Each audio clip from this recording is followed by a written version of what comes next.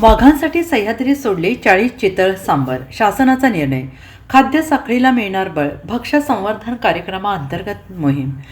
सह्याद्री व्याघ्र राखीवच्या ढेबेवाडी वनपरिक्षेत्रात वाघांच्या खाद्यासाठी तृणभक्षक प्राण्यांची संख्या वाढवण्याच्या उद्देशाने पुण्यातील राजीव गांधी प्राणी संग्रहालय कात्रज येथून चितळ आणि सांबर या वन्य प्राण्यांचे यशस्वी स्थलांतर करण्यात आले. दिनांक 5 ते 7 एप्रिल या कालावधीत राजीव गांधी प्राणी संग्रहालय कात्रज पुणे येथून 17 नर आणि 13 मादी असे एकूण 30 चितळ तसेच 4 नर आणि 6 मादी असे एकूण 10 सांबर सुरक्षितरित्या पुणे आणि ते झोळंबीपर्यंत वाहतूक करून सह्याद्री व्याघ्र राखीव क्षेत्रात सोडण्यात आले.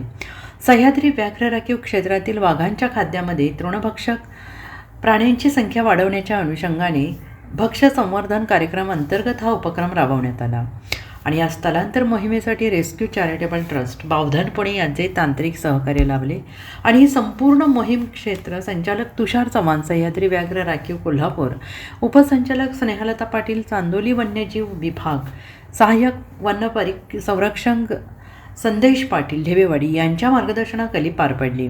वनपरिक्षेत्र अधिकारी किरण माने, वनपालक काशीलिंग बादरे, वनरक्षक बळवंत चक्रधर, वनरक्षक झोळंबी आणि वनसेवकांच्या पथकाने ही मोहीम यशस्वीरित्या पूर्ण केली.